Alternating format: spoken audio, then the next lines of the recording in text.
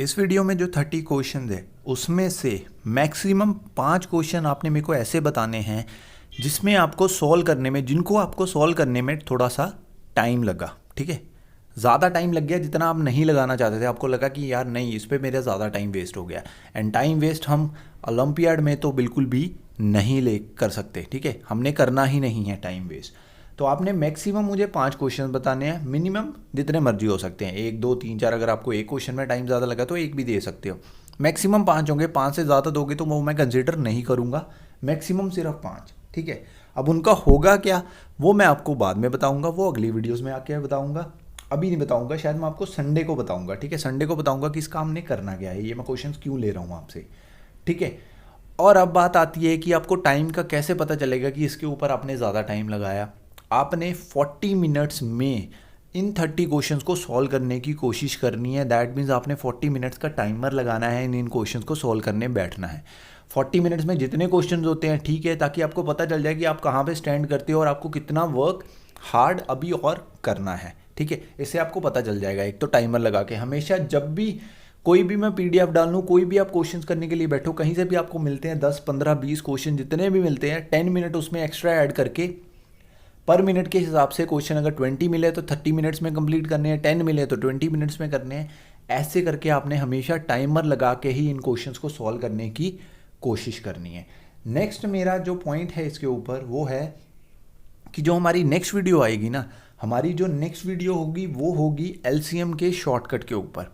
इसकी मैं ट्रिक बताऊंगा कि एलसीएम हमने कैसे फाइंड करना है, क्योंकि इसके बाद वाला जो चैप्टर होगा वो है फ्रैक्शंस एंड डेसिमल, और फ्रैक्शंस एंड डेसिमल में आपको पता है हमें एलसीएम फाइंड करना पड़ता है, और वो एलसीएम हम शॉर्टकट से फाइंड करेंगे। उसके ऊपर हम ज़रा भी टाइम वेस्ट नहीं करेंगे। टाइम बहुत ज़्यादा कीमती है इन एग्ज़ाम्स में। ठीक है, तो अब हम करते हैं वीडियो की बात। जैसा कि आपको पता है हमेशा पीडीएफ डिस्क्रिप्शन में दिया होता है, तो पीडीएफ को डाउनलोड करो, उसके क्वेश्चन सॉल्व करो, 30 मिनट 40 मिनट्स का टाइमर लगा के सॉल्व करो। एंड देन जो क्वेश्चन आपको नहीं आए, जो क्वेश्चन में डिफ़िकल्टी आई, जैसे जैसे मैंने सब कुछ बताया है, कमेंट सेक्शन में दो, देखो वीडियो में देखो एंड उनको समझो। क्योंकि जब मैं वो क्वेश्चंस करवाऊंगा वो मैं वैसे नहीं करवाऊंगा जैसे मैंने वीडियो में करवाए हैं। तो वीडियो में से उन क्वेश्चंस को ज़रूर देख लेना। उसके बाद जैसे मैं समझाऊंगा कि इसको कैसे कम टाइम में करना है, वो मैं आपको नेक्स्ट वीडियो में जब भी आएगी, ये वाली वीडियो मैं आपको अनाउंस कर दूंगा, तो उसमें समझाऊंगा। ठीक है, तो चलिए फिर हम इस वीडियो को शुरू करते हैं। तो हमारा फर्स्ट क्वेश्चन है, वो बोल रहा है which of the following will always be an odd integer for all values of P. इनमें से कौन सा हमेशा ऑड ही आएगा, कोई भी इंटीजर चाहे मैं पुट करवा दूं। ठीक है, तो फर्स्ट ऑप्शन देखो 2011 पी।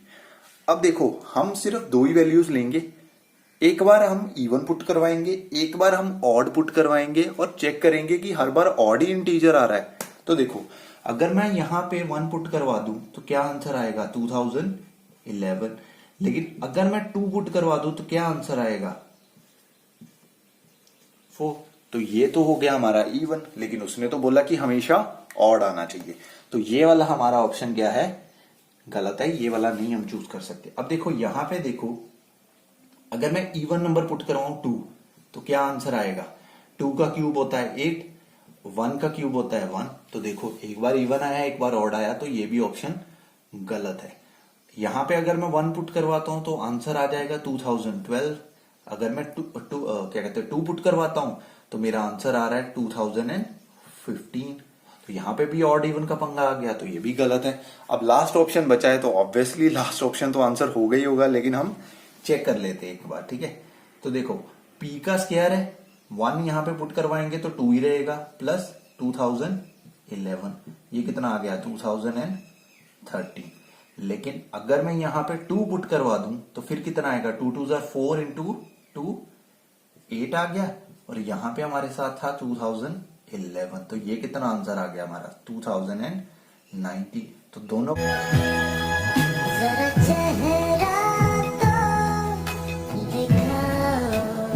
दोनों क्या है, ऑड नंबर है, इसलिए हमारा डी ऑप्शन जो है वो है करेक्ट। ठीक है, कोई भी वैल्यू उसने बोला पुट करे तो ये आना चाहिए। देखो मैंने ऑड पुट करके देखी, एक बार मैंने इवन पुट करी, लेकिन आंसर हमेशा हमारा ऑड में ही आया। तो यही बेसिकली चेक करना था इसमें, ठीक है।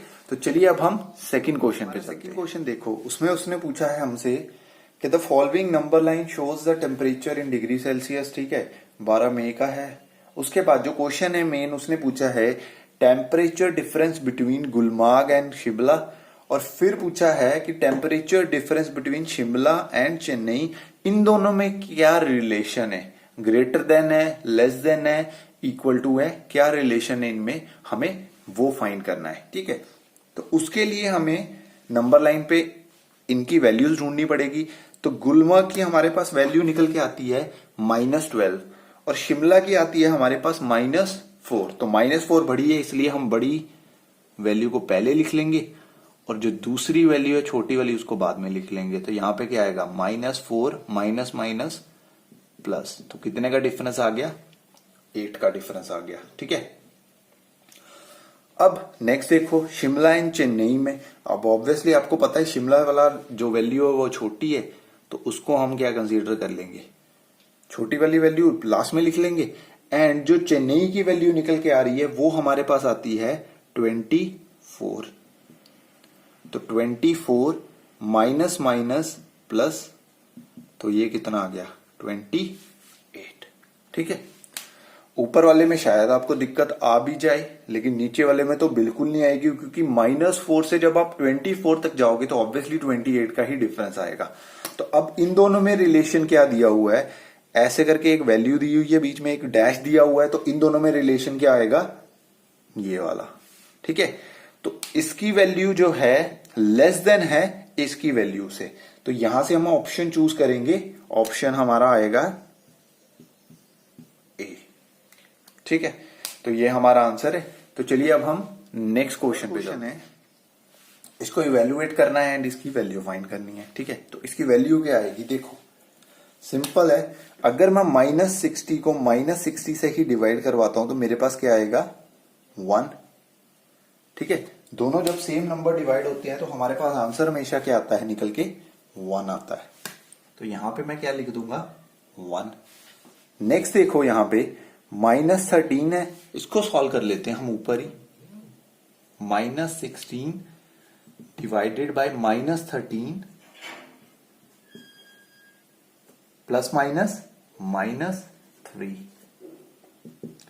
-16 divided by -16, minus minus plus होता है तो -16 ही आ जाएगा यहाँ पे।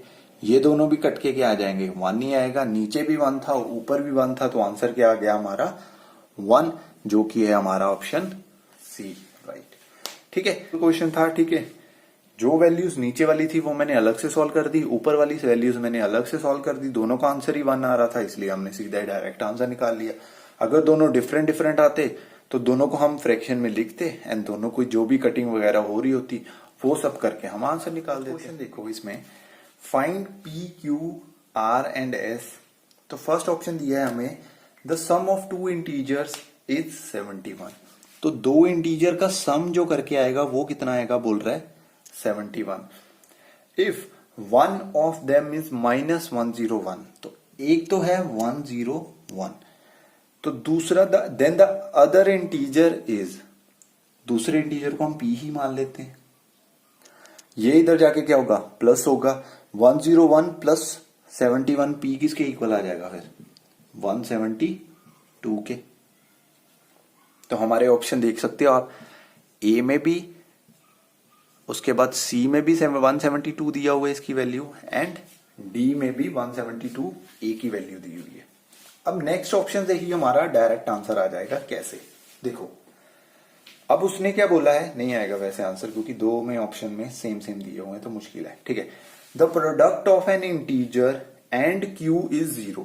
क्या बोल रहा है कि the product of N integer, मैंने x मान लिया और q किसके इक्वल है 0 के। इसको अगर मैं इधर ले जाऊं तो q किसके इक्वल आ जाएगा 0/x। तो 0/x किसके इक्वल होता है 0 के इक्वल होता है। तो अब यहां से देखो, पहले हमारे चारों ऑप्शन थे, लेकिन अब जो सी ऑप्शन है उसमें जो q की वैल्यू दी हुई है 1, हमने कितनी निकाली है 0, तो हमारा जो सी ऑप्शन है वो इसमें से हट जाएगा। अब नेक्स्ट देखो, r is the quotient when an integer is divided by itself. R quotient होगा कब, जब एक नंबर खुद के नंबर से ही डिवाइड हो जाएगा। तो क्वोशिएंट यहां पे निकल के क्या आएगा, 1 आएगा क्वोशिएंट निकल के। तो अगर क्वोशिएंट निकल के 1 आ रहा है तो दैट मीन्स आर किसके इक्वल हो गया, 1 के। और आर की 1 वैल्यू दी हुई है सिर्फ ऑप्शन ए में, तो यहां से हमारा डी भी एलिमिनेट हो गया। तो हमारा आंसर क्या आ गया, ऑप्शन ए। ठीक है, डी चेक करने की जरूरत नहीं है, वैसे भी डी में सबकी सेम की सेम ही वैल्यू दी हुई है 777, तो वो वैसे भी हमें चेक करने की जरूरत ही नहीं पड़नी थी। ठीक है, तो ऐसे करके आपने क्वेश्चन करने हैं। अचीवर सेक्शन में भी हम ऐसे ही क्वेश्चन करेंगे, ऑप्शंस को साथ साथ में लेके चलेंगे, कौन से ऑप्शन में क्या आ रहा है उस हिसाब से हम चलेंगे। ठीक है, तो चलिए अब हम 5th क्वेश्चन पे चलते हैं। हमारा 5th क्वेश्चन देखो, वो पूछ रहा है which of the following statements is incorrect. इनमें से कौन सी स्टेटमेंट इनकरेक्ट है, हमें इनकरेक्ट वाली बतानी है। ठीक है, the multiplicative identity of integers is, multiplicative क्या कहते हैं आइडेंटिटी क्या होती है इंटीजर की, 1। तो ये वाला ऑप्शन तो सही है, सॉरी उसने इनकरेक्ट फाइंड करने को बोला है, तो ये वाला ऑप्शन तो हम नहीं कंसीडर करेंगे। ठीक है, subtraction does not obey commutative law in integer. तो सब्ट्रैक्शन तो सिर्फ क्लोजर जो होता है, ठीक है, उसी को ओबे करता है, बाकी किसी प्रॉपर्टी को ओबे नहीं करता है। तो ये भी कंसीडर हम नहीं करेंगे, क्योंकि ये भी चीज राइट है। जो चीज राइट है वो हमारे लिए इसमें रॉन्ग होगी। Multiplication of 2 integers with unlike sign is always positive. अब देखो वो क्या कह रहा है कि अगर हम 2 इंटीजर को विद अनलाइक साइन मल्टीप्लाई करवाते हैं तो उसका जो आंसर होगा हमेशा क्या आएगा, पॉजिटिव में आएगा। तो क्या ये पॉसिबल है, माइनस प्लस माइनस नहीं होगा, यहां पे माइनस नहीं आएगा हमारा। तो ये वाला जो हमारा ऑप्शन है इसने इसमें इनकरेक्ट दिया है, तो हमारा ऑप्शन सी जो है वो राइट है। लास्ट ऑप्शन भी पढ़ लेते हैं, multiplicative inverse of N integer a is 1/a। तो ये भी ऑप्शन सही, ये जो बात लिखी है वो सही है, इसलिए ये वाला ऑप्शन हम कंसीडर नहीं करेंगे। ठीक है, तो 5th क्वेश्चन हमारा हो गया यहाँ पे। अब हम चलते हैं 6th क्वेश्चन पे। हमारा 6th क्वेश्चन है, किरण गॉट एन एलिवेटर, ठीक है, एंड रोड अप 13 फ्लोर्स। ठीक है, एक एलिवेटर के ऊपर किरण चढ़ी एंड 13 फ्लोर्स वो ऊपर चली गई, लेकिन हमें ये तो बताया नहीं उसने शुरू कहां से करा। तो अगर आपको ये चीज ना बताई गई हो, आप 0 से शुरू कर लो, सबसे इजी है। ठीक है, मान लो ग्राउंड फ्लोर से उसने शुरू करा, उसको 0 मान लो। ठीक है, और 13 फ्लोर्स ऊपर गई है तो 13 उसमें प्लस कर दो, दैट मीन्स 13th फ्लोर पे है। ये तो सिंपल चीज थी। उसके बाद वो बोलता है नेक्स्ट ही रोड डाउन 5 फ्लोर्स, 5 फ्लोर वो नीचे आती है, दैट मीन्स 5 जो होगा माइनस होगा। अगर अप वाला हम प्लस में ले रहे हैं तो डाउन वाला किस में लेंगे, माइनस में। तो माइनस करके इसका कितना आएगा, 8। नेक्स्ट देखो, after that she went up 6 floors, इसके बाद वो फिर से 6 फ्लोर्स अप गई, तो कितना आ जाएगा, 14 आ जाएगा। ठीक है, finally she went down 8 floors, इसके बाद वो 8 फ्लोर जो है वो नीचे आ गई, तो कितने फ्लोर पे आ गई, वो 6th फ्लोर पे आ गई। ठीक है, फाइनली है, तो यहां पे क्वेश्चन खत्म हो जाता है। अब इसके बाद प्लस माइनस हम नहीं करेंगे। Okay, when she got off the elevator she was on 7th floor. वो कहता कि वो 7th फ्लोर पे थी, हमने तो आंसर निकाला 6th फ्लोर से, दैट मीन्स हमने जो उसकी फर्स्ट पोजीशन ली थी वो रॉन्ग थी। अब 6th को 7th कैसे बनाया जा सकता है, इसमें 1 प्लस करके, तो इसमें भी 1 प्लस कर दो, तो हमारा क्या आंसर आएगा कि उसने फर्स्ट फ्लोर से शुरू करा था। ठीक है, तो फर्स्ट फ्लोर से शुरू करा था, दैट मीन्स हमारा आंसर क्या आएगा, हमारा आंसर आएगा ऑप्शन बी। ठीक है, तो ये बहुत सिंपल क्वेश्चन है, बट इसमें यही है कि घुमा फिरा के थोड़े से क्वेश्चन दिए जाते हैं, तो हमें लगता है कि शायद ये ऐसे गलती हो सकती है। ठीक है, तो चलिए अब नेक्स्ट क्वेश्चन पे चलते हैं। नेक्स्ट देखो, हमारा 7th क्वेश्चन है। 7th क्वेश्चन, हमेशा जब भी मल्टीप्लीकेशन वाले ऐसे बड़े क्वेश्चन आते हैं ना, तो उनको ध्यान से देखना जरूर। देखो यहाँ पे -5, -4, -3, -2 एंड -1 इंटू 0 कर दिया, तो लास्ट में आगे 0 से मल्टीप्लाई कर दिया सब नंबर्स को। तो सब नंबर्स को मल्टीप्लाई करने की जरूरत नहीं है, 0 आ रहा है तो दैट मीन्स आंसर जो हमारा आएगा मल्टीप्लाई करके इनको 0 ही रहेगा। उसके बाद देखो फर्स्ट में ही उसने 0 दे दी, तो अगेन आगे भी जब तक प्लस या माइनस नहीं बीच में आ जाता ना, तब तक उसका आंसर 0 ही रहेगा। तो देखो लास्ट तक बिल्कुल 5 तक मल्टीप्लाई है, तो आंसर 0 ही रहेगा, तो आंसर हमारा क्या आ गया, 0। तो इसका ऑप्शन हमारा डी करेक्ट है। ठीक है, अब हम चलते हैं 8th क्वेश्चन पे। तो 8th क्वेश्चन में देखो उसने 2 स्टेटमेंट्स दिए हैं एंड इसके आंसर पूछे हैं कि कौन सी स्टेटमेंट करेक्ट है। स्टेटमेंट 1 पढ़ो, when a positive integer and a negative integer are added. जब एक नेगेटिव और एक पॉजिटिव इंटीजर को ऐड करा जाता है तो हमेशा नेगेटिव इंटीजर ही आंसर आएगा। ये कैसे पॉसिबल हो सकता है? अगर मैं -3 में +4 कर दूं तो मेरा आंसर तो प्लस में 1 आएगा। तो फर्स्ट स्टेटमेंट हमारी क्या है? रॉन्ग है। सेकंड देखो, सेकंड स्टेटमेंट में कह रहा है वो कि when two integer negative integers 3 - 1 दोनों को जब ऐड करा जाता है तो आंसर आता है पॉजिटिव में, लेकिन हमारा तो आ रहा है नेगेटिव में। तो स्टेटमेंट 2 भी रॉन्ग है, इसलिए हमारा ऑप्शन डी करेक्ट आ जाएगा। नाइदर स्टेटमेंट 1, उसने बोला कौन सी स्टेटमेंट करेक्ट है, नाइदर स्टेटमेंट 1 नोर स्टेटमेंट 2। ठीक है, तो चलिए अब हम 9th क्वेश्चन पे चलते हैं। हमारा 9th क्वेश्चन देखो, इसमें क्या दिया हुआ है, एक मैजिक स्क्वायर दिया हुआ है और उसने बता भी दिया है कि मैजिक स्क्वायर होता क्या है, कि जिसका ईच रो, हर एक रो, हर एक कॉलम और डायगोनली भी इवन, सम क्या होता है? सेम होता है। ठीक है, तो हम क्या लेते हैं, इसको कंसीडर कर लेते हैं कि इसमें ही 3 वैल्यूज दी हैं, या ऊपर से भी ले लो, वैसे इसमें भी 3 वैल्यूज आपको दी हुई हैं। तो जहां पे हमें 3 की 3 वैल्यूज दी हैं तो ऐसे करके भी इसका सम सेम आएगा, ऐसे करके भी सेम आएगा और डायगोनली भी सेम आएगा। तो ऐसे करके सम सेम आएगा तो सम निकाल लेते हैं, कितना आएगा? -9। ओके, अब ए की वैल्यू हमें निकालनी है ना, तो पहले हम इन दोनों को कर लेते हैं। कितना आ रहा है यहाँ पे? -5।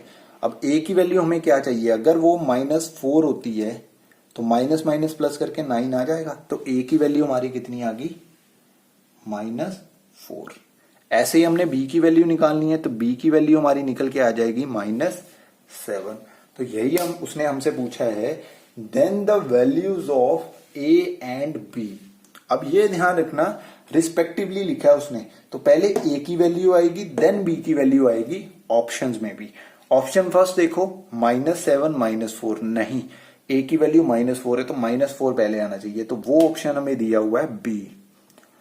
तो हमारा ऑप्शन बी राइट होगा, ना कि हमारा ए राइट होगा। ध्यान से क्वेश्चंस को पढ़ना एंड देन आंसर करना। ठीक है, जल्दी जल्दी में मत कर देना, नहीं तो गलत हो सकता है। आपने -7 एंड -4 देखा, आपको दिख गया कि यार ये तो ऑप्शन, यही तो हमारे 2 आंसर्स आ रहे हैं, आपने फटाफट से टिक कर दिया। ये चीज नहीं करनी है। तो चलिए अब हम 10th क्वेश्चन पे चलते हैं।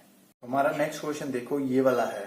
ठीक है, इसमें पहले तो हमें ये पता कर लेना है कि आंसर माइनस में आएगा प्लस में आएगा। तो डिवाइड हो रहा है, 3 ही नंबर नीचे हैं, 3 ही नंबर ऊपर है और 3 ही नंबर नीचे है, तो तीनों की माइनस माइनस तो कट जाएगी। तो आंसर किस में आएगा? पॉजिटिव में, इसलिए मैं माइनस कंसिडर ही नहीं करूंगा।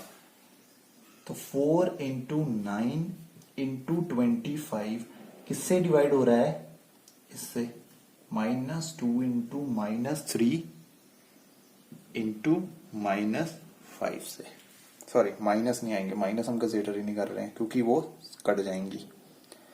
5 1s are 5 and 5 5s are 25, 3 3s are 9 and 2 2s are 4।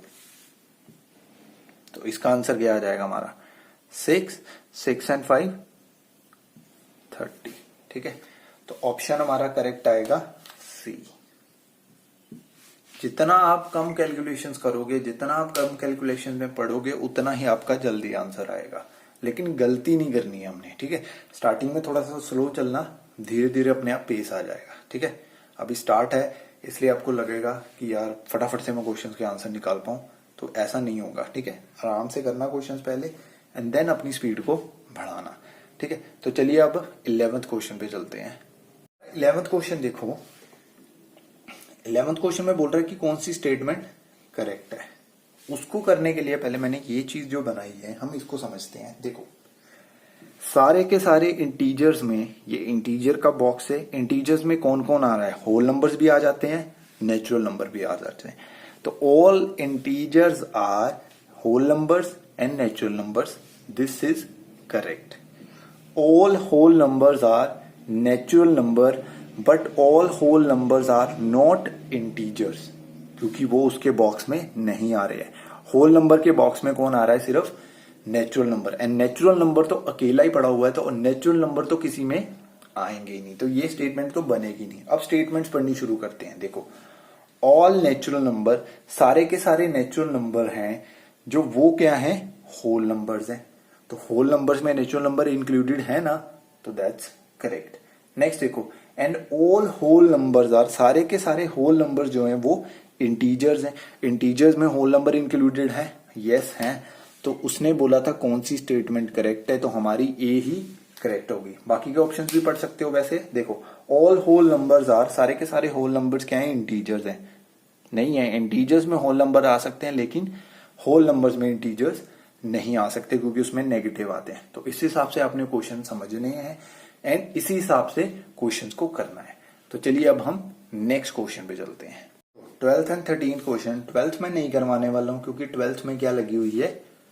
Property कौन सी लगी है? Distributive property. तो डिस्ट्रीब्यूटिव प्रॉपर्टी आप लगा के इजीली निकाल सकते हो कि इसका आंसर कितना आएगा? -2। ओके, 13th क्वेश्चन करते हैं। 13th क्वेश्चन देखो, वो बोल रहा है कि the temperature at 12 Noon was 10 degree. तो 10 डिग्री सेल्सियस था कब? 12 नून मतलब 12 PM पे। ठीक है, उसके बाद देखो आगे, उसके बाद आगे है it decreased at the rate of 2 degree per hour. ठीक है, 2 degree per hour. 1 hour is equal to 2 degree Celsius decreases. ठीक है, तो 2 डिग्री सेल्सियस नीचे को जा रहा है अंटिल मिडनाइट, 12 AM तक जा रहा है। At what time would the temperature be 8 degree below zero. 8 degree below zero मतलब -8 डिग्री। तो इन दोनों में डिफरेंस कितने का आ रहा है? 18 डिग्री का। अब 2 डिग्री 1 घंटे में जा रहा है, तो 18 डिग्री कितने में जाएगा? तो 18 को अगर हम 2 से डिवाइड कर दें तो कितना आ जाएगा? 9। मतलब कि 9 आवर्स में वो -8 डिग्री तक पहुंच जाएगा। अगर वो 9 आवर्स में -8 डिग्री तक पहुंच जाएगा तो टाइम कितना होगा? हमने 12 से शुरू करा था, हमारा 9 घंटे बाद जाके वो -8 डिग्री तक पहुंच रहा है। तो दैट मीन्स हमारे पास 9 PM को ये वाला टेम्परेचर पहुंच जाएगा, -8 डिग्री वाला। तो हमारा ऑप्शन क्या आ जाएगा? Option B. ठीक है, तो चलिए अब हम 14th क्वेश्चन पे चलते हैं। अब है हमारा 14th क्वेश्चन। देखने में बड़ा इजी है कि यार फटाफट से ब्रैकेट्स को सॉल्व करेंगे एंड आंसर आ जाएगा, लेकिन बहुत सारे बच्चे इसको भी गलत करेंगे। कैसे गलत करेंगे वो मैं आपको बताऊंगा सॉल्व करते करते। ठीक है, ब्रैकेट के अंदर जितनी ब्रैकेट्स आती जाएंगी, हमने सबसे पहले जो लास्ट में ब्रैकेट आ रही है ना उसको सॉल्व करना होता है।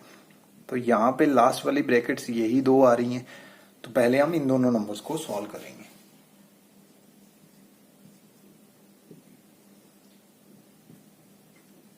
यहाँ पे 42 का 42, यहाँ पे प्लस 56 माइनस ये कितना आ जाएगा हमारा? 17 प्लस 108 इधर आ जाएगा एंड देन बड़ी ब्रैकेट। ठीक है, यहां तक हमने कर लिया। 56 माइनस 17 करेंगे उसके बाद। ठीक है,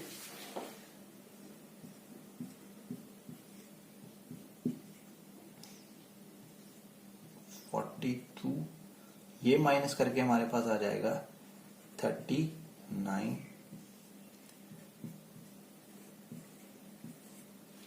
राइट, अब यहां तक हम पहुंच गए। नेक्स्ट स्टेप देखो, इन दोनों को हम प्लस कर देंगे। चलिए करते हैं।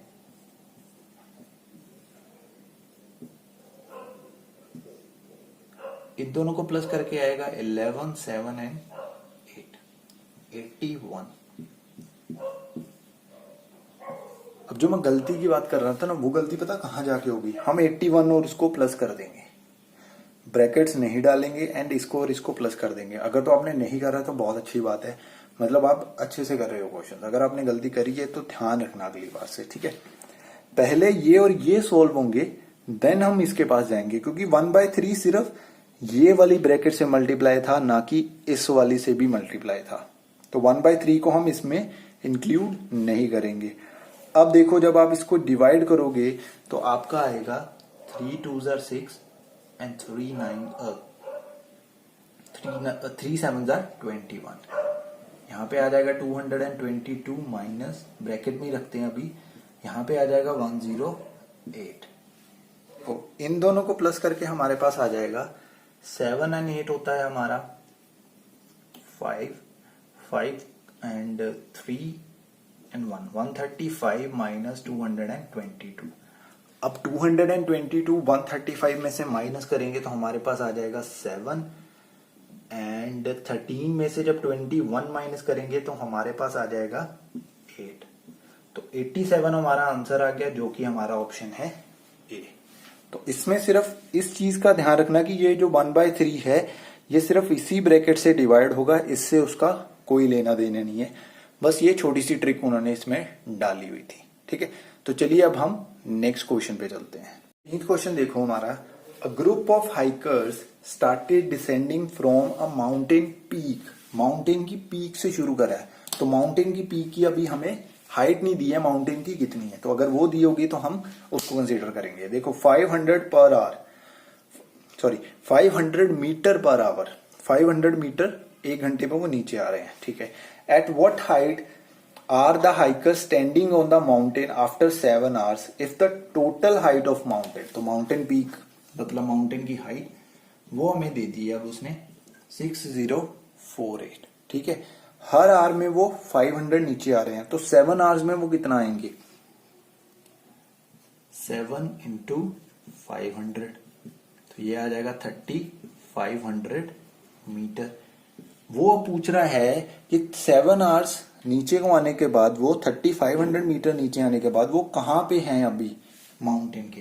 तो 3500 अगर हम इसमें से माइनस कर देंगे तो हमें पता चल जाएगा वो किधर की साइड, कितनी मतलब हाइट पे अभी हैं। तो वो इस टाइम प्रेजेंट हो गए 2548 मीटर्स पे, जो कि हमारा ऑप्शन है ए।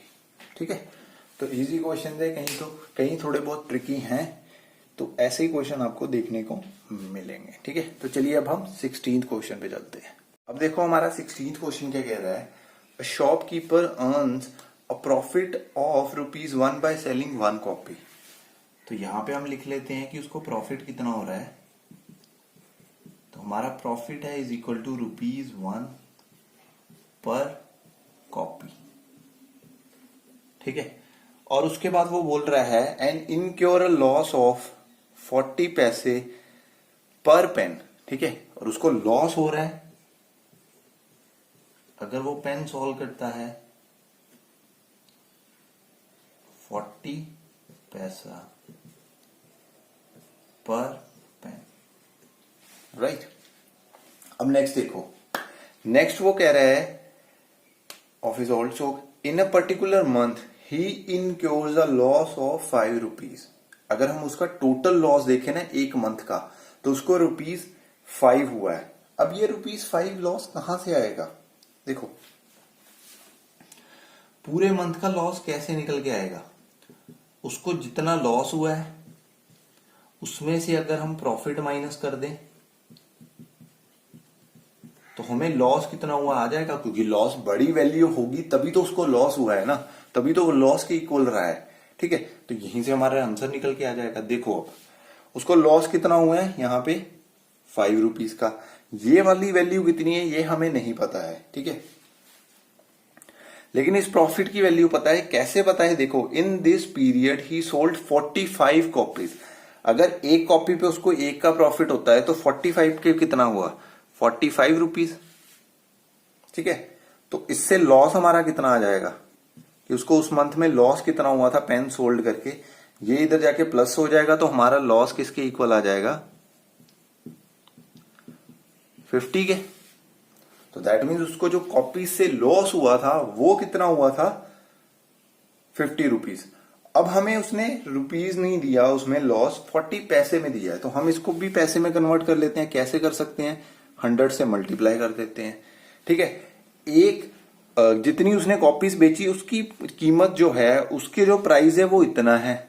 एक का प्राइस हमें दिया हुआ था, अगर हम एक के प्राइस से डिवाइड कर दें, जिसको यूनिटरी मेथड बोलते हैं, तो हमारे पास आ जाएगा कि कितनी सोल्ड करी थी उसने। तो ये 0 से 0 कट गई, यहाँ पे आ जाएगा 25, तो हमारा आंसर कितना निकल के आ जाएगा 125 जो पेन्स है उसने सोल्ड करे थे। As simple as that. ठीक है, तो ये सिंपल था क्वेश्चन, बस ये है कि थोड़ा सा ताम झाम ज्यादा करना होगा। हमारा 17th क्वेश्चन है ये वाला।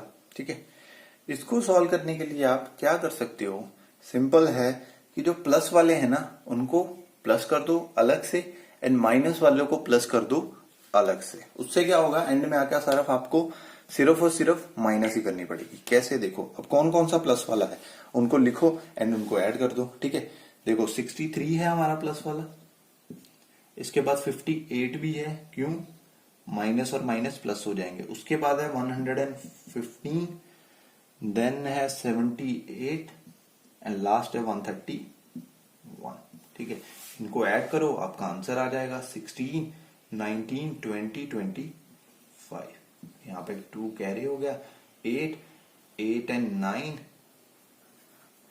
10, 6, 16, 22 एंड 24, और यहाँ पे आ जाएगा 4। ठीक है, तो ये कितना आ गया हमारा प्लस करके 445। अब ऐसे ही माइनस वालों को भी प्लस कर दो। देखो मैं 98, 172, 62, बस इतने ही थे। ठीक है, 12, 17 एंड 23, 332। तो ये हमारा निकल के कितना आ जाएगा आंसर 113, जो कि है हमारा ऑप्शन बी। ठीक है, माइनस वाले अलग से कर दो, प्लस वाले अलग से कर दो, फटाफट से आपका आंसर आ जाएगा। ठीक है, तो चलिए अब हम नेक्स्ट क्वेश्चन पे चलते हैं। तो देखो जो हमारा नेक्स्ट क्वेश्चन है वो बिल्कुल प्रीवियस जैसे सिमिलर था, इसलिए मैंने नहीं करवाया, उसका आंसर डायरेक्ट आपको दे दिया है। वैसे आपको एंड में भी वीडियो के आंसर्स मिल जाएंगे। ठीक है, ये देखो आप क्वेश्चन, इसमें उसने बोला है the absolute value of this. तो अब पहले तो ये तो ऐड करके आप आंसर निकाल लोगे, मुझे पता है। यहां से आ जाएगा, इन दोनों को प्लस करके आपका 54, और इन दोनों को प्लस करके आ जाएगा आपका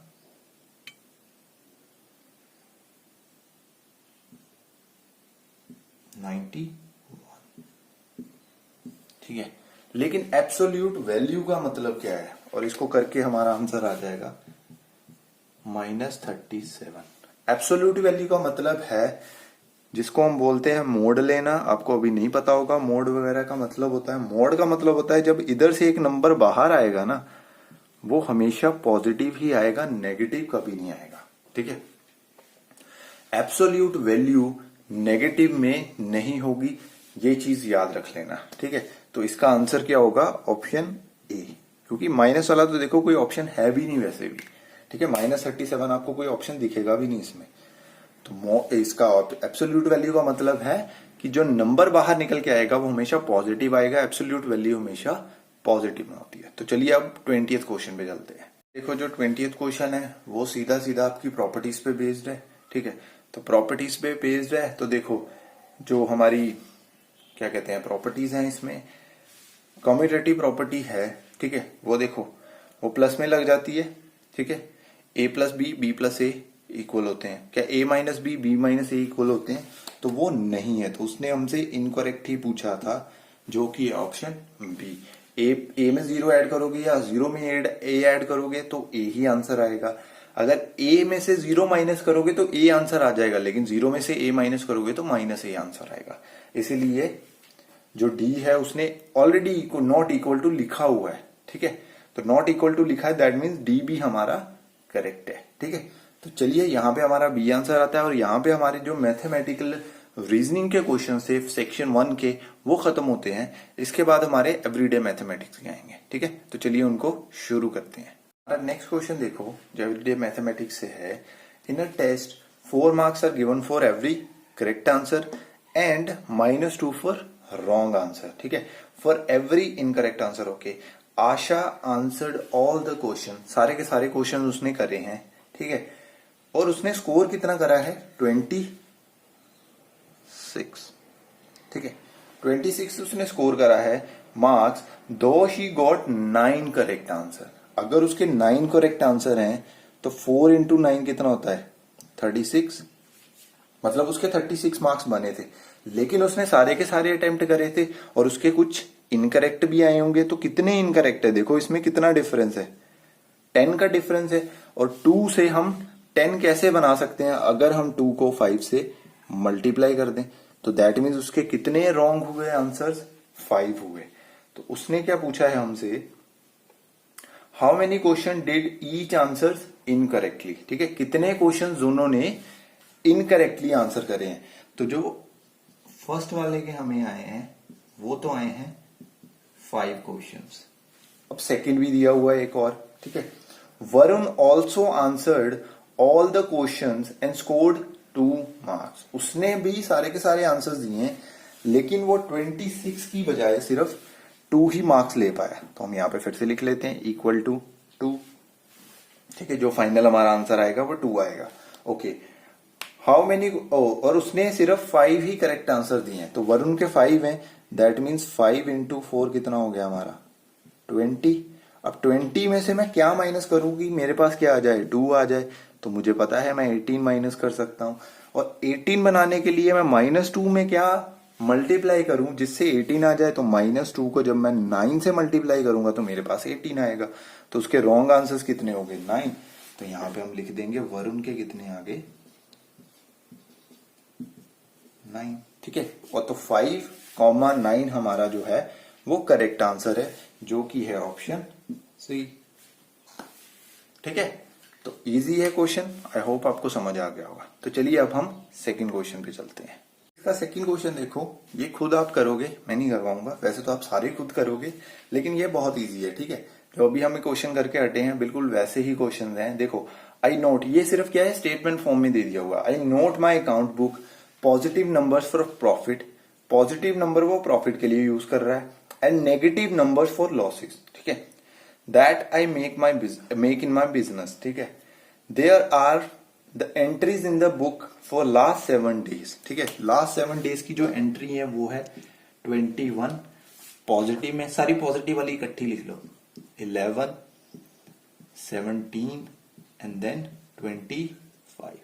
उसके बाद नेगेटिव वाली अलग से लिख लो, नेगेटिव वाली है 19, 20, 13। इसको ऐड करो और इसको ऐड करो, माइनस करवाओ, आपका आंसर क्या आ जाएगा कि कितना उसने प्रॉफिट बनाया है। तो देखो हमारा इसका आंसर क्या निकल के आएगा 24। तो इजी क्वेश्चन है, आप आराम से कर लोगे। हम चलते हैं अभी अगले क्वेश्चन पे।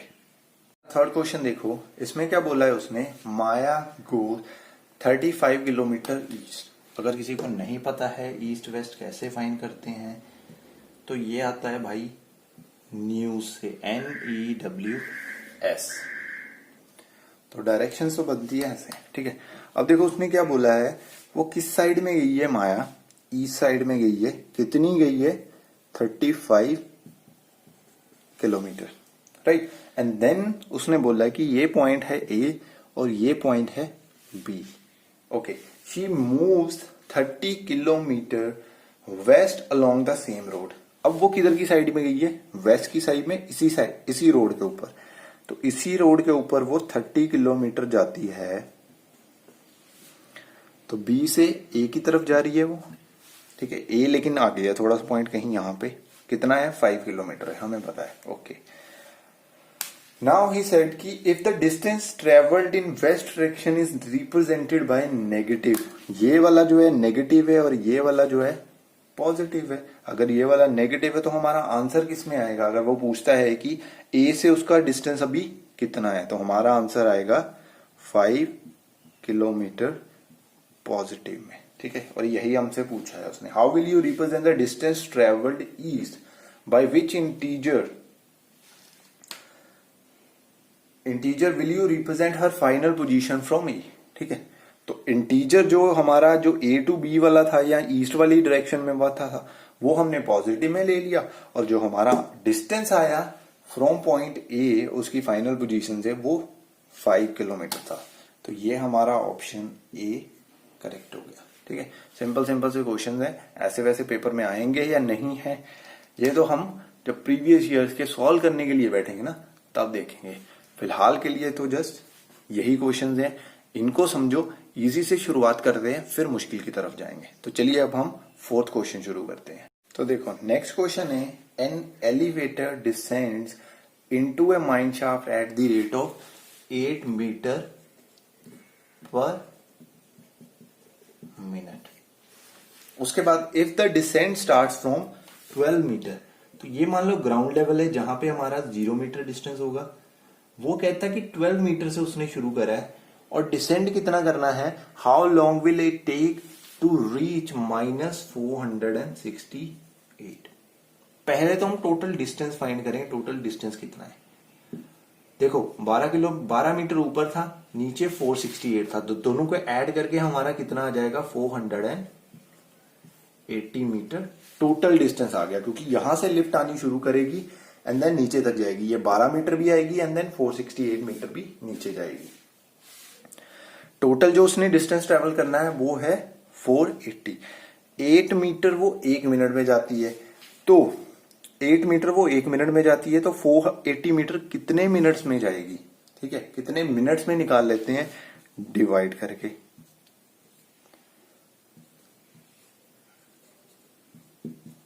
कितने मिनट में जाएगी 60 मिनट्स, जो कि हमारा ऑप्शन ए ही गिवन है। ठीक है, तो इजी क्वेश्चन था ये भी, ये वैसे हमने एनसीईआरटी की बुक में ही करा हुआ है। ठीक है, तो चलिए अगले क्वेश्चन पे चलते हैं। हमारा फिफ्थ क्वेश्चन है, at a shopping mall the air conditioner is set so that it reduces temperature at the rate of 4 degree every hour. ठीक है, 4 घंटे में, 1 घंटे में 4 डिग्री वो डिक्रीज करेगा, मतलब माइनस करेगा। Okay, if at 10 AM the temperature inside the mall was 35 degree था 10 AM पे,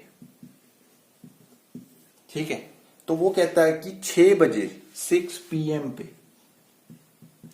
कितना होगा। अब 10 AM और 6 PM में कितने का डिफरेंस है, 8 आवर्स का। 1 आवर में वो कितना लूज कर रहा है 4 डिग्री, तो 8 में कितना करेगा 8 इंटू 4, तो ये कितना आ जाएगा 32 डिग्री सेल्सियस माइनस में चला जाएगा। ठीक है, तो 35 में से अगर हम 32 माइनस कर देंगे तो हमारा कितना टेम्परेचर बचेगा 3 डिग्री सेल्सियस, जो कि हमारा ऑप्शन है सी। ठीक है, तो ये इजी क्वेश्चन था। नेक्स्ट हमारा आता है अचीवर सेक्शन, जिसमें क्वेश्चन थोड़े से मुश्किल होते हैं, तो चलिए उसको भी शुरू करते हैं। नेक्स्ट क्वेश्चन आता है, Pooja makes a profit of ₹9 per large basket and she lose, ठीक है, कितना लॉस होता है उसको ₹4 per small basket. Okay, next he said की उसको सिर्फ लार्ज बास्केट वो नहीं क्या कहते हैं सेल कर सकती, क्यों, क्योंकि सप्लायर को दोनों की दोनों बास्केट्स चाहिए। तो ये तो ऐसे बकवास थी। ठीक है, अब हम अपने क्वेश्चन पे आते हैं। देखो फर्स्ट क्वेश्चन देखो, फर्स्ट क्वेश्चन में कह रहा है कि उसको एक सप्लाई का ऑर्डर मिला, if she gets an order to supply 7200 large basket, 7200 large basket का ऑर्डर मिला है, तो एक लार्ज बास्केट ₹9 का फायदा देके जाती है, तो 7200 कितना देंगी 7200 इंटू 9, और ये हमारा निकल के आ जाएगा 0 0 18 एंड 64, तो 64,800 रुपीज का उसको प्रॉफिट होगा। लेकिन आगे भी उसने क्वेश्चन दिया है, और 11,200 स्मॉल बास्केट्स, ठीक है, 11,200, ठीक है, ये लॉस को हम माइनस में लिख लेते हैं, इसको प्लस में, ठीक है, तो 11,200 में मल्टीप्लाई कर देंगे हम 4 को, तो हमारा आंसर कितना आ जाएगा 0,0844 माइनस का।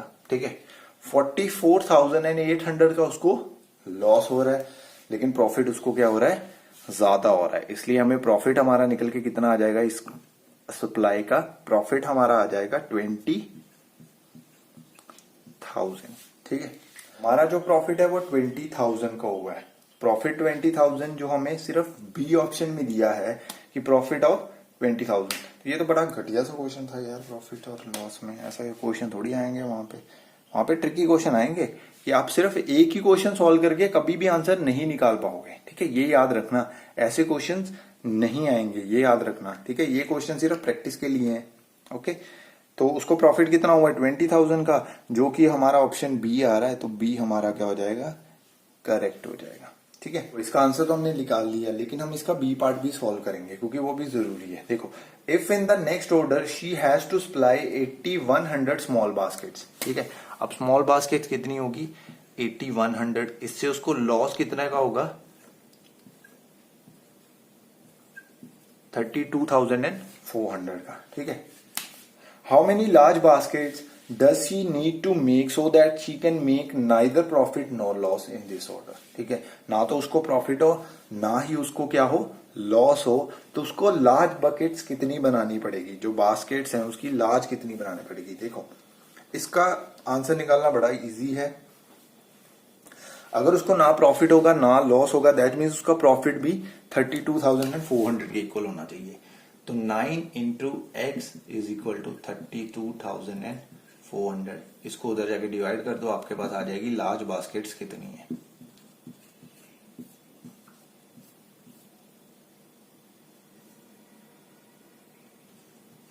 $3,600 उसको क्या बनानी पड़ेगी, लार्ज बास्केट्स बनानी पड़ेगी, जो कि आपका ऑप्शन है बी। तो बी हमने ऑलरेडी आंसर निकाला था, तो हमारा बी ही बिल्कुल सही ऑप्शन है। तो चलिए अब हम सेकंड क्वेश्चन पे चलते हैं। हमारा नेक्स्ट क्वेश्चन है ये वाला, ठीक है। तो इसमें जस्ट इसको इवेल्युएट करना है, हमने इसका आंसर निकालना है, लेकिन इसमें एक छोटी सी उसने चीज दी हुई है जिससे आपका क्वेश्चन बिल्कुल का पूरा ही गलत हो जाएगा। अगर आप सिर्फ इस पार्ट को, इतना पार्ट को पहले सॉल्व कर देते हो, ऑफ को मल्टीप्लाई में नहीं लिखते हो, ठीक है, ऑफ को आप अगर एंड में जाके मल्टीप्लाई करोगे ना, तो आपका आंसर बिल्कुल गलत आएगा। हमने वो चीज नहीं करनी है, ठीक है। हमने साथ में ही ऑफ को जो है वो मल्टीप्लाई लिख लेना है, ठीक है। ऑफ का मतलब होता ही मल्टीप्लाई है, ठीक है। अब देखो, पहले हम सबसे पहले क्या करते हैं, डिवाइड करते हैं बोर्ड मास रूल के हिसाब से। तो यहाँ पे आ जाएगा 4 इंटू 3, 25 यहाँ पे प्लस हो जाएगा, -5 प्लस 7 इंटू -3। फिर मल्टीप्लाई होते तो 4 इंटू 3 12, बाकी सब वैसे का वैसे ही।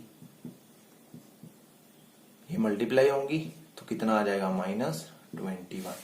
अब ये भी माइनस का है, ये भी माइनस का है, ये दोनों प्लस के हैं, तो इन दोनों को ऐड कर दो और इन दोनों को ऐड कर दो। कितना आंसर हमारा निकल के आ जाएगा, 11 आंसर आ जाएगा पॉजिटिव में। तो 11 पॉजिटिव में हमारा ऑप्शन ए, ठीक है। ये चीज याद रखना, ऑफ को आपने कन्वर्ट करना है, अदरवाइज आपका आंसर बिल्कुल ही गलत हो जाता है एंड में आके, ठीक है। तो चलिए अब हम नेक्स्ट क्वेश्चन क्या बोल रहा है कि अगर a इंटू बी हम कर दे तो हमें इंटीजर मिलता है। तो कहता है ये कौन सी प्रॉपर्टी है, ठीक है।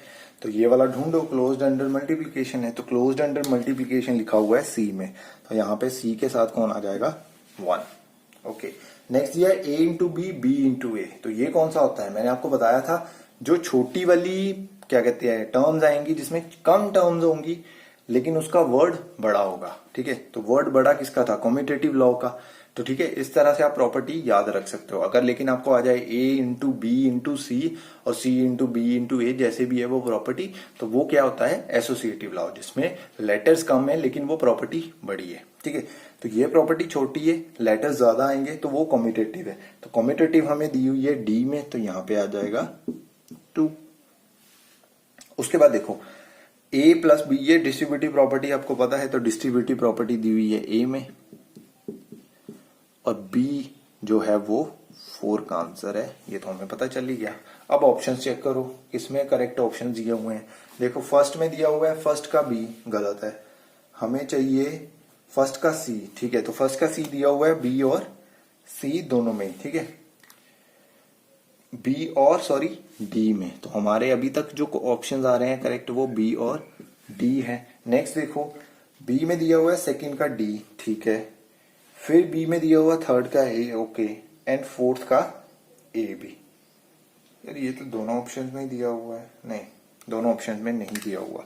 जो हमारा बी वाला है वो करेक्ट है, डी वाले में गलत दिया हुआ है, क्योंकि डी वाले में थर्ड का जो आंसर है, इसका आंसर है वो बी ऑप्शन में दिया है, जो कि इनकरेक्ट है। हमने अभी तो आंसर सारे निकाले, तो आपका ऑप्शन क्या है, बी सही है। तो चलिए अब हम नेक्स्ट क्वेश्चन पे चलते हैं। फोर्थ क्वेश्चन देखो, ठीक है। स्टेट ट्रू और T for true and F for false. Okay, first दिया हुआ है इसमें, the addition and subtraction of integers can not be represented on the number line. बिल्कुल ही फॉल्स है ये, नंबर लाइन पे हम करते तो हैं। फॉर एनी इंटीजर, सेकंड देखो, for any integer A B C, ठीक है, ए प्लस बी ब्रैकेट में दिया हुआ है और प्लस सी, ठीक है, यहां तक तो प्रॉपर्टी ठीक है। नेक्स्ट देखो अब, ए प्लस सी बी प्लस सी, ये कब हुआ यार? ये तो हमारी प्रॉपर्टी होती थी कि ए प्लस बी अगर प्लस सी के है तो ए प्लस बी प्लस सी के होगा, ना कि जो उसने गिवन दिया है। तो ये भी क्या हो गया, फॉल्स हो गया, ठीक है। नेक्स्ट देखो, under addition the integer one is its identity. तो हमने आइडेंटिटी पढ़ी हुई है, आइडेंटिटी तो होती है 0, तो ये भी हो गया फॉल्स। तो ऐसा तो कोई ऑप्शन ही नहीं दिया होगा मेरे हिसाब से जिसमें 3 इकट्ठे फॉल्स हो, तो डी ऑप्शन निकल के आ रहा है। आगे आपको देखने की जरूरत ही नहीं है, लेकिन मैं तो बताऊंगा, वैसे बता रहा हूँ कि ऐसे करने हैं क्वेश्चन। आपने सारे ऑप्शन नहीं देखने बैठ जाने। अचीवर सेक्शन में आपने क्वेश्चंस को भी अच्छे से, ऑप्शंस को भी अच्छे से देखना है। क्वेश्चन तो देखना ही देखना, ऑप्शंस को भी देखना है, तभी आपके जल्दी से आंसर आएंगे, अदरवाइज नहीं आएंगे। तो देखो नेक्स्ट है, the product of even number of negative integer is negative. Product of even number, अगर इवन में नंबर्स हैं तो प्रोडक्ट उनका क्या होगा, नेगेटिव होगा। ये भी फॉल्स है, हमने तो कहा पॉजिटिव होता है, हमने ये पढ़ा भी हुआ है, ठीक है। तो चलिए अब इस वीडियो के लास्ट क्वेश्चन पे चलते हैं। नेक्स्ट क्वेश्चन है जिसमें उसने बोला है कि फिल करना है with greater than, less than और इक्वल टू इसमें, ठीक है। तो पहले इसको सॉल्व करते हैं एंड देन हमें पता चलेगा ना कौन ग्रेटर आया कौन लेस आया है, ठीक है। तो सबसे पहले हमने क्या करना है, डिवाइड करना है। दोनों नेगेटिव है, पॉजिटिव में आंसर आएगा और पॉजिटिव में आंसर निकल के आएगा 14 plus 22 into minus 36। Next step हमारा यही था, हम इसको यहीं पे कर देते हैं, ठीक है। तो 22 into minus 36, 6, 12, 18 and 19, 6 and 7, 792 minus में आ जाएगा, ठीक है। इसको यहीं पे छोड़ दो, माइनस करने की जरूरत नहीं है अभी, आपने ये वाला आप करना है पार्ट, ठीक है। ये सबके सब मल्टीप्लाई होने हैं, सबके सब मल्टीप्लाई होंगे तो आपको दिख रहा है इसकी वैल्यू कितनी आएगी। 9 8 72 इंटू माइनस 56। अब देखो इसको मल्टीप्लाई करोगे तो इससे बड़ा नंबर आएगा या नहीं आएगा, ऑब्वियसली आएगा। तो ये बड़ा नंबर हुआ ना इससे, तो यहाँ पे हम ग्रेटर देन डाल देंगे, ठीक है। तो हम सीधा थर्ड क्यों सॉल्व कर रहे हैं, उसका रीजन है, मैंने आपको बोला था कि अचीवर सेक्शन में आपने हमेशा ऑप्शंस जरूर चेक करने हैं। तो इसमें अगर हमारा ऑप्शन निकल के आता है, अगर फर्स्ट क्वेश्चन के हिसाब से चले, जो हमने फर्स्ट पार्ट सॉल्व करा था, तो हमारा आंसर आ रहा है या तो ए या तो सी, उसके अलावा तो कोई बन नहीं रहा है ना। तो ए और सी में से अगर हम सेकंड भी देखें ए और सी का, वो दोनों के दोनों क्या है, ए और सी में लेस देन ही दिया हुआ है। तो अगर हम सेकंड क्वेश्चन सॉल्व भी कर लें तो उसका फायदा क्या होगा, हमें कोई फायदा नहीं होगा, आंसर तो लेस देन ही निकल के आएगा ना, क्योंकि दोनों में सही दिया हुआ है।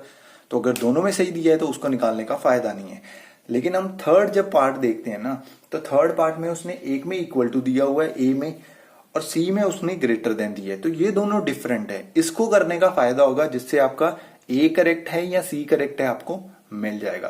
तो इस हिसाब से आपने क्वेश्चन अटेम्प्ट करने की कोशिश करनी है कि ऑप्शंस भी अचीवर सेक्शन में साथ लेके चलोगे ना तो आपको क्वेश्चन जल्दी होंगे। अगर आप ऑप्शन साथ नहीं लेके चलोगे तो आपके क्वेश्चन में टाइम लगेगा, क्योंकि अगर आप पहले सेकंड सॉल्व करते देन थर्ड सॉल्व करते तो टाइम लगेगा। लेकिन हम सीधा ही थर्ड पे जंप कर रहे हैं क्योंकि हमें पता है सेकंड सॉल्व करने का कोई फायदा ही नहीं है, ठीक है।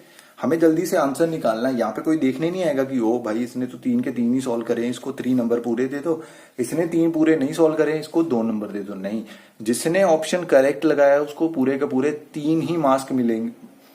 जिसने करेक्ट ऑप्शन लगाया है ना उसको पूरे के पूरे 3 मार्क्स ही मिलेंगे, क्योंकि इसमें कोई राइट कितना लिखा है कितने सॉल्व करे हैं डजेंट मैटर। जिसने ऑप्शन करेक्ट लगाया है उसको पूरे मार्क्स मिल जाएंगे। अगर मैं तुक्का ही लगा के आ जाऊं तो मेरे को 3 ही मिलेंगे ना करेक्ट पे, ठीक है। तो यही हिसाब है। अब हम थर्ड को सॉल्व करते हैं। देखो -13 प्लस -3, तो माइनस माइनस दोनों प्लस ही हो जाएंगे, तो कितना आ जाएगा -16 डिवाइडेड बाय -16, तो ये कट के कितना आ जाएगा 1। अब इसको देखते हैं, ठीक है, ये देखो 12 डिवाइडेड बाय -3, -0 तो -3 ही रहेगा, तो ये आ जाएगा -4 में आंसर। 3 4 जा 12 और -7 में रहेगा। तो क्या ये दोनों इक्वल हैं? नहीं है। ये ग्रेटर है?